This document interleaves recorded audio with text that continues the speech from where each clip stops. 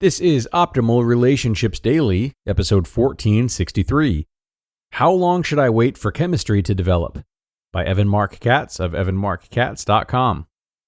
Hello, everybody, and welcome to ORD, where I read to you each and every day from some of the world's best blogs when it comes to relationship building. I'm your host and narrator, Greg Audino, and today I'll be reading once again from Evan Marc Katz's blog, who is a long-tenured dating coach. And normally when I read from Evan, it's from the Q&A section of his website on which he answers reader questions.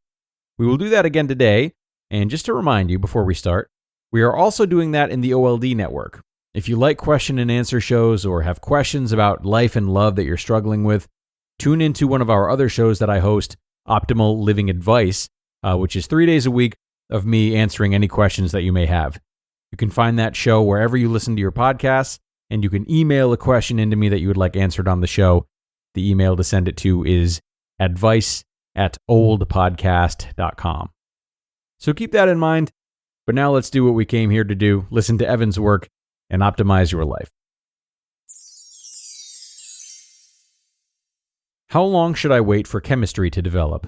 By Evan Marc Katz of evanmarckatz.com. Dear Evan, I have read through over 40 pages of archives from your blog, and I can't find the answer to this one. I've been dating a guy for a month. He really likes me a lot and has been clear about that. And he's great. Cute, smart, successful, shares my religion and interests. We both value family a lot, and he's treating me like gold. Doing everything you say a boyfriend should. Texting and calling when he says he will, wanting to see me. He even texts when he's running late. From what I'm reading on your blog, I'm supposed to be happy with this guy. You want me to realize how great he is. But I feel like I should look forward to seeing him more. I just feel so blah about the whole thing. Like the idea of him is better than the actual person. But he has all these great qualities. I should point out that I'm young, 25, and attractive. I just feel like everything in your blog tells me to keep seeing this guy. But where's the line?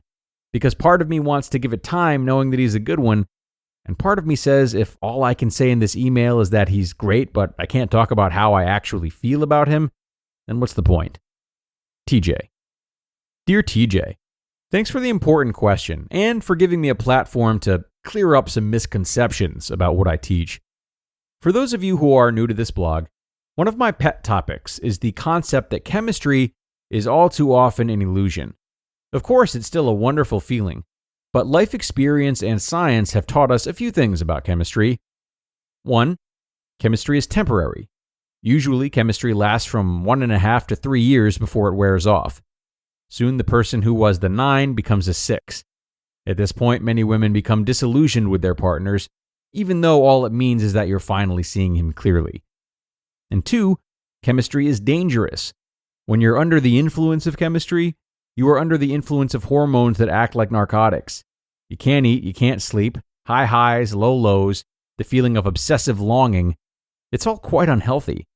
And what most of us have discovered is that because of the intensity of these feelings, you may completely end up ignoring your partner's bad qualities. Chemistry allows us to sweep under the rug the fact that he's selfish or that she's crazy, and later justify this behavior and fight to stay in broken relationships that make us unhappy. This is why I have long advocated putting compatibility up on the same pedestal as chemistry, and perhaps elevate it even higher. Simply put, a relationship with 7 chemistry and 10 compatibility is a happy marriage. A relationship with 10 chemistry and 3 compatibility is going to make you miserable.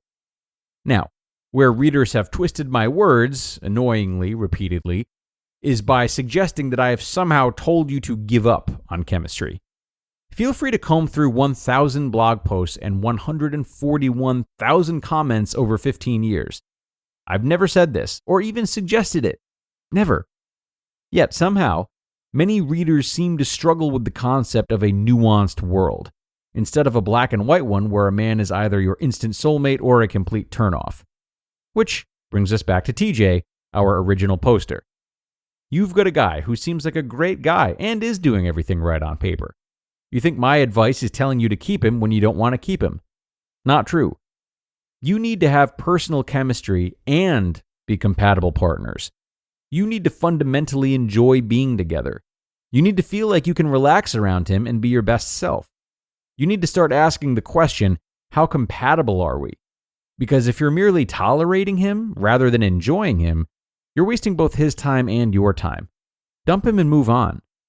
Similarly, if there's no physical chemistry, meaning anything less than a 5 or a 6 in that department, cut him loose. You shouldn't need to get drunk to kiss him. You shouldn't force yourself into believing that he's cute because he's nice. You need to have some spark to start, and that spark usually grows over time after you've come to love the guy. So, those are 2 reasons, lack of a basic personal and physical chemistry, that you should break up with a perfectly nice person. Yet, there's one big reason to keep a guy who you're not obsessed with. Your expectations of chemistry are way off. In other words, you can have an amazing marriage to a man even if you don't obsess about him, miss him mournfully while he's gone for a few hours, or be positive that he's your soulmate. That stuff means nothing if you're not compatible partners. It wears off. It's distracting. Here's a relevant story. I was with my wife for nearly 2 years when we got married. If she sadly left me at the altar, I'd be devastated. But I would have recovered. After all, I saw her 3 times a week. We didn't live together. I'd survived happily for 36 years without her. I would have been able to put things back together in due time. 4 years and 2 kids later, my love for my wife is so much deeper and meaningful. Frankly, I have trouble surviving a few days without her. I'd be 100% lost if she were to leave. And this is love. That passion that most couples feel for the first 18 months, it's closer to obsession and hope and fantasy. Reality is when the passion fades and you start building a life together. So, what do you do, TJ? Since you seem pretty ambivalent about him and you're pretty young, it seems to me you have your answer. It's far better to be single than to be in a dissatisfying relationship. Still, that goes for someone at any age. My 62-year-old mom married a man who was kind and generous to the core, but she wasn't attracted to him. She didn't respect him and didn't laugh with him. She married him just because he was a good person. The marriage lasted less than 2 years. As much as I stress comfort, some marriages should never happen at all. I hope this clarifies, for all of you, what you should and should not experience with a romantic partner. A basic level of personal and physical chemistry, a realistic view on that person's strengths and weaknesses, and a belief that although you've had more wild physical attraction to other people before, you've never had a better relationship in your entire life. That's why you lock it in. That's what I did. I only hope that you can experience this feeling as well. But it starts with finding someone whose company you really enjoy, not someone whose company you merely tolerate. You just listened to the post titled, How Long Should I Wait for Chemistry to Develop? By Evan Marc Katz of evanmarckatz.com.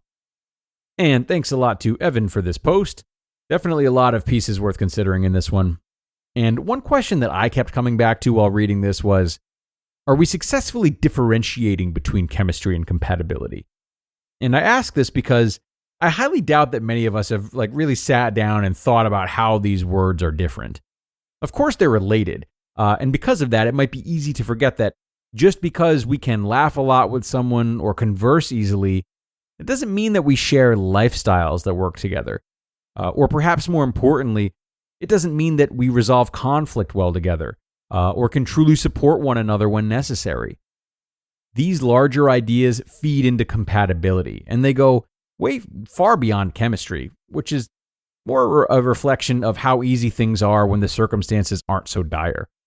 As Evan says, chemistry is important, but alone, it's not worth building a relationship upon.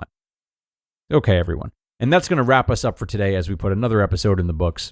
Thanks so very much for coming and spending some of your weekend with us. Have an amazing rest of your Saturday, and I will be back here with you tomorrow for a regular post and for a bonus episode too. That's where your optimal life awaits.